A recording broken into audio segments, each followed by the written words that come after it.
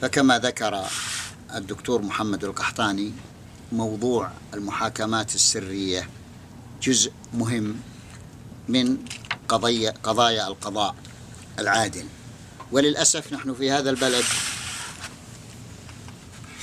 نعيش في عماية في مجال الحقوق القضائية، والمشكل أن هذا الضلال القضائي ينسب إلى الشريعة، فلافتة تطبيق الشريعة تعلن ويبدأ القاضي يحمدل ويختم يصلعم، وبين الحمدلة والصلعمة ظلم مبين بسبب انتهاك معايير القضاء. ومعايير القضاء مما أرسى الإسلام معالمه، والإسلام قرر استقلال القضاء بمعاييره المعروفة التي تزيد عن 20. سأختصر الكلام اليوم على موضوع المحاكمة السرية، لأن كثيرا من الناس يغفلون عن هذا. فأول ملاحظة في هذا أن النبي صلى الله عليه وسلم رسخ معيار العلانية، فكان يحكم في المسجد، وهذا من أجل تقوية روح المسؤولية ودعم ثقة الجمهور والاحتكام إلى الجمهور. ومن أجل ذلك ورد في الحديث الشريف: الناس شهود الله في أرضه. كان النبي صلى الله عليه وسلم يقضي في المسجد، وقد علل الفقهاء قضاء النبي صلى الله عليه وسلم والخلفاء الراشدين في المسجد بأن المسجد أقرب إلى الناس في شهودهم، وهذا يؤكد الحرص على شهادة الناس وحضورهم، فثمة إدراك لأهمية حضور الجمهور حتى في إقامة الحدود والتعزيرات. من أجل ذلك قال مالك والحنفية والحنابلة: إن المسجد أنسب مكان يقضي فيه القاضي. وللقضاء في المسجد فوائد، منها أنه إعلان للمحاكمة، وهو إعلان أبعد عن التهمة، لأن كل فرد يستطيع أن يحضر المجلس الرغب، فلا يشتبه عليه المكان، ولا يحتاج الغريب إلى من يهديه، ولا يحتاج أي إنسان فيه إلى استئذان. للأسف بعض القضاة الآن يغلق الباب، وبعضهم إذا فتح الباب يأخذ ورقة ويسجل الأسماء. تسجيل الأسماء علامة على أنه خائف من هؤلاء الجمهور، أو ربما تكون هذه الورقة التي يسجل فيها الأسماء من المباحث من أجل أن يعطيهم تقريرا عما يحصل في المحاكمة. جرى كثير من قضاة الإسلام على القضاء في المسجد، وهي عادة حميدة، لا سيما والقضاء عبادة من أفضل العبادات، ولذلك درج كثير من الفضلاء على مزاولته احتسابا دون أجر. خلاصة ذلك أن معايير القضاء العادل العلانية بأن يكون في مجمع من الناس يسهل على الناس الحضور والشهود، ونص بعضهم على حضور الفقهاء وأهل العلم والرأي والمشورة، واشترطوا في أي مكان يقضى فيه كالدار والمكتب شرطين: أن تفتح الأبواب، أن لا يكون عند الأبواب حجاب، كما ورد في تبصرة الحكام لابن فرحون.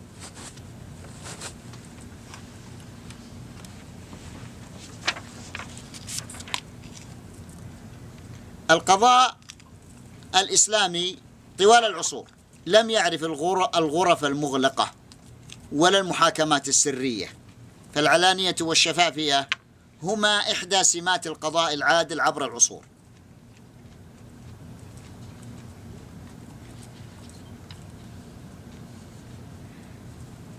بعض القضاة يقيم نفسه فيقول: أنا رجل ضميري يقظ، وأنا رجل نزيه، فما حاجتي إلى شهادة الجمهور. وهذا إخلال بمفهوم العلانية، لأنه لا يكفي أن يكون الإنسان فاضلا في رأيه، بل يجب أن يشهد له الناس، وهذا معنى الحديث الشريف: الناس شهود الله في أرضه. القضاة عندما يميلون إلى السرية وفقنا الله وإياكم يعرضون عن بناء علاقة إيجابية مع الجمهور تقنع الجمهور بإخلاصهم للعدالة، فيفتقدون عنصرا مهما جدا في الحفاظ على استقلالهم، إذ لا يمكن أن يستقل القاضي ولا أن يأمن من التعسف في النقل والعزل ما لم يكن الجمهور المقتنع بعدالته حاضرا للدفاع عنه.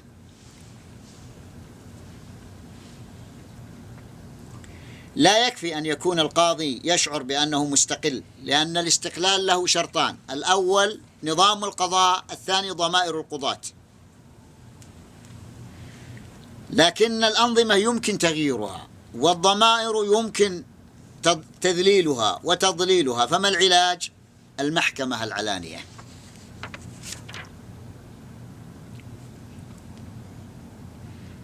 أيضا تأتي قاعدة العلانية من قاعدة أخرى إسلامية، وهي أن الأمة هي الحارسة للشرع. بعض العلماء يتوهمون أنهم هم الذين يحرسون الشرع، ويتوهمون أنهم هم الموقعون عن رب العالمين، وهذا خطأ. فالأمة هي الحارسة للشرع، كما قال الإمام ابن تيمية رحمنا الله وإياكم وإياه: الأمة هي الحافظة للشرع. وهذا ما نص عليه القرآن الكريم من خلال الخطاب: يا أيها الذين آمنوا، ولم يقل يا أيها الحكام ولا يا أيها الفقهاء. حتى في الشؤون السياسية يأتي هذا الخطاب عاما، كما في سور عديدة، منها سورة الجاثية والحجرات والممتحنة. بناء على قاعدة أن الأمة هي الحارسة للشرع، تتأكد مشروعية حضور الناس في أي محاكمة، وهذه قاعدة قضائية لا يجوز التهوين من قدرها. وهذا معنى، أو هذا تأسيس لمعنى رقابة الأمة. من فوائد حضور الجمهور أن الناس يتمكنون من أخذ العبر والخبرات والدروس، ويعرفون حقوقهم. لكن مضى زمن اعتبر فيه الجماهير رعاعا لا يفهمون، وانتشرت أقوال بعض الفقهاء التي تحرف الشريعة، فتقول إنهم إذا اجتمعوا ضروا وإذا تفرقوا نفعوا. وهذا خطأ في تقييم الجماهير، فالجماهير هي التي تقيم العدل، وهي التي عبرها حصل العالم الآن على الحكم الشوري عبر المظاهرات والاعتصامات ونحوها.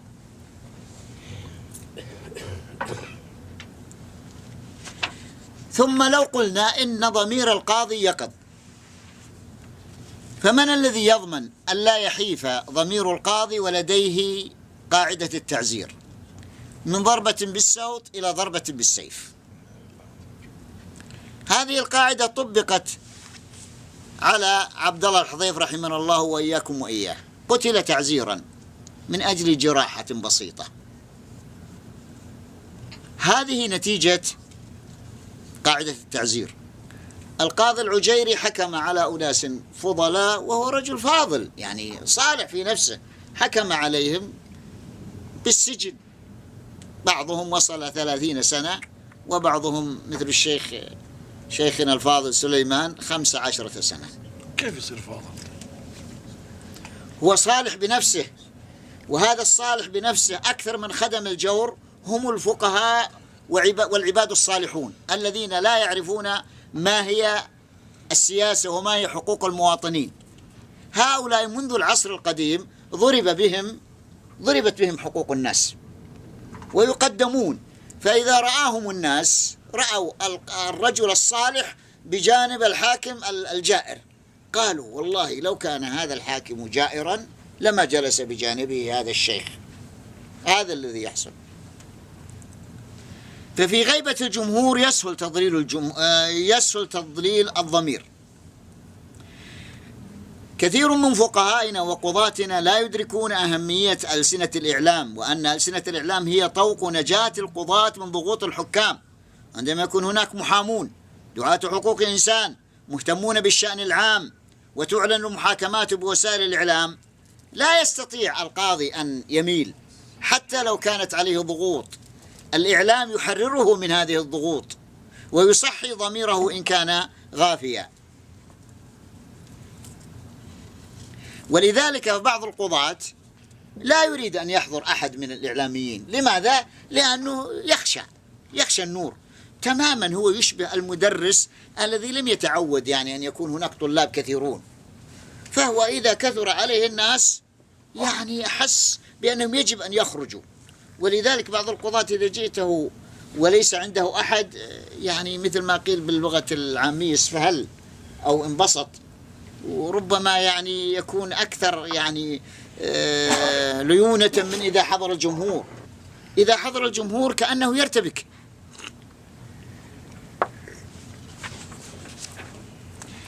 هذا القاضي الذي يكره العلانية هو الذي قال فيه الشاعر: أيها القاضي بقم قد عزلناك فقم، أي أنه يسهل عزله عند الحاكم لأنه لا يستند إلى الجمهور. لكن عز الدين ابن عبد السلام عندما عزله الحكام قام الشعب وظاهره وناصره حتى أعاده الحاكم إلى مكانه. وكذلك ابن عتيق في نجد، وكذلك ابن باز في يوم من الأيام عندما أيضا ضويق. فالجمهور هم الذين قال فيهم عمرو بن معدي كرب: فلو أن قومي أنطقتني رماحهم نطقت ولكن الرماح أجرتي. وهذا معنى قوله تعالى: ولولا رهطك لرجمناك. أي محاكمة سرية لا يحضر فيها الجمهور لا شك أنها تفريط كبير بالحقوق.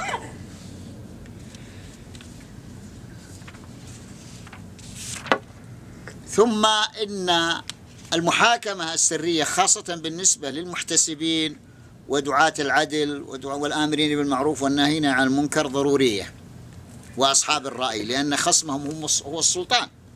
فإذا كان السلطان هو الخصم والمحاكمة السرية والبنود بنود تعزير، القاضي يضع القاعدة ويطبقها، ضاعت الحقوق.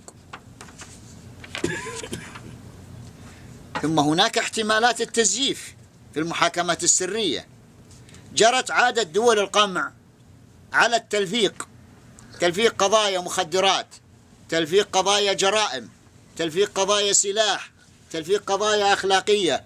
من يأمن القاضي في المحاكمة السرية من أن تلفق هذه الأشياء؟ وأي رئيس شركة يمكن أن يوقع بموظفين أو موظف عنده عبر شهود. فإذا لم يكن هناك جمهور ضاعت العدالة، صارت احتمالات الظلم كثيرة. ثم إن بعض القضاة يدعي أن له حق تحويلها إلى سرية، كما نص نظام الإجراءات الجزائية السعودي، وهذا وهم. الأول أن علانية المحاكمة هي من حق المتهم، فكيف يحولها القاضي إلى سرية؟ خصيم المتهم هو الدولة أو عفوا الحكومة. إذا من يأمن ضيم الحكومة؟ ولا سيما أن القاضي له حاجات ترقية أمور أخرى، فكيف يعني يغامر بكل هذه الأشياء؟ قد يكون من الصعب ذلك. ثم هناك ناحية في القضاء السعودي خلل كبير في فهم الشريعة، وخاصة ما يدرس في كليات الشريعة ونحوها في قضايا الحقوق.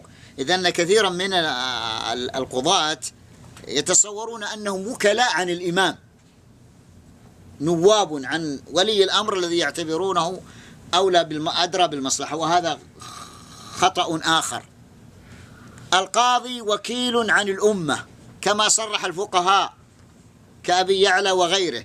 والدليل على أن القاضي وكيل عن الأمة أن القضاة لا ينعزلون بموت الحاكم. فإذا كيف يقولون القضاة السعوديون إنهم وكلاء عن الحاكم؟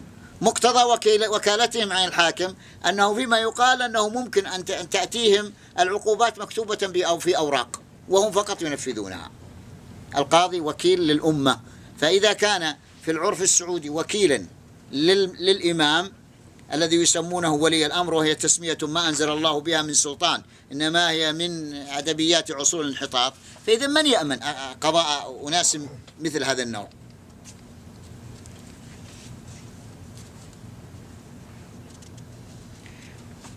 في ظل عدم وجود ثقافة قضائية وحقوقية جيدة في كليات الشريعة ككليات الشريعة بالرياض وأصول الدين وغيرها، لا يمكن الركون أيضا إلى المحاكمة السرية، لأن غالبا الذين يدرسون في معهد القضاء العالي لا يتلقون شيئا عن الحقوق السياسية للإنسان، ولا يتلقون أن معارضة الدولة أمر عادي طالما أن الإنسان لا يحمل سيف، ولا يعرفون قاعدة علي بن أبي طالب أمام الخوارج عندما قال لكم الفيء ولكم كذا، وهم يكفرونه ويحسبونه بالحصى.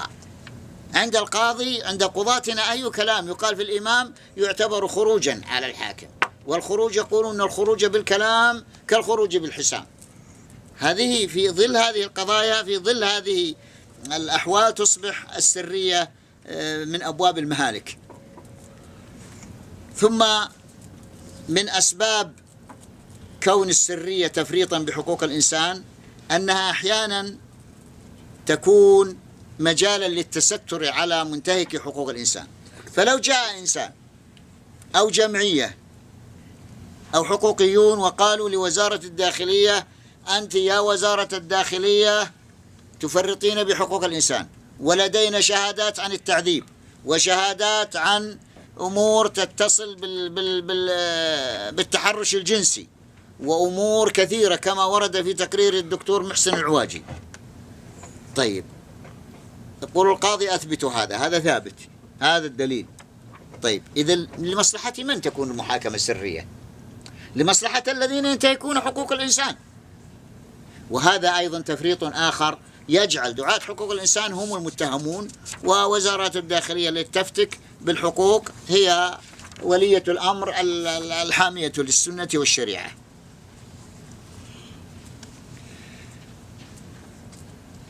بعض القضاة يحتال على مفهوم العلانية، فيأتي ب10 أشخاص أو ب3 ثم يقول هؤلاء هم الجمهور، أو يأتي بأولاد المتهم ثم يقول هذه هي المحاكمة العلانية، وهذا غير صحيح. العلانية تكون بدون شروط، يفتح الباب كما كان الرسول صلى الله عليه وسلم يفعل، باب المسجد مفتوح، وهذا نص الفقهاء. ولذلك أحرق عمر دارا لأبي موسى الأشعري كان يقضي فيها ويغلق الأبواب، قال اقضي في المسجد.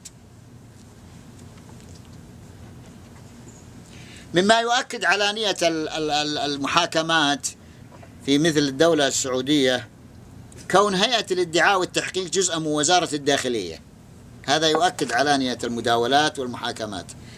طبعا كون هيئة الادعاء والتحقيق جزء من وزارة الداخلية هذا خطأ كبير، لأنه التحقيق عمل من أعمال القضاء، فإذا كيف يربط بوزارة الداخلية؟ المفروض القاضي هو الذي يحقق. ثم من يضع هذه الأنظمة؟ يضعها وزير الداخلية. من خوله؟ هل خوله الشعب؟ هل خوله مجلس نواب؟ هل خوله أهل حل وعقد؟ أم خولته الأهواء؟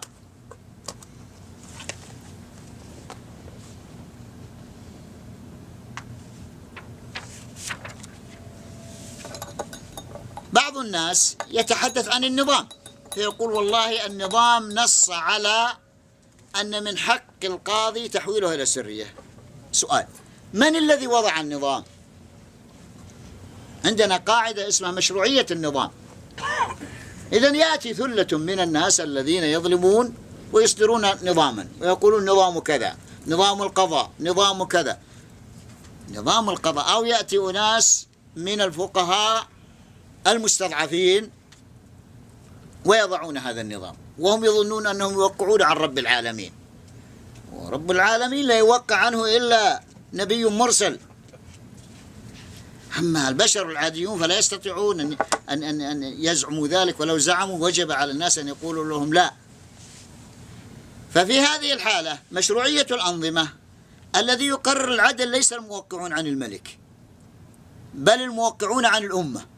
الأمة إذا انتخبت أناسا مستقلين فيهم علماء فيهم فقهاء، نعم، لكن يجب أن يكون الفقهاء والعلماء مستقلون. أما العالم الموظف عند الدولة فهذا مظنة الخطأ في هذه الأنظمة.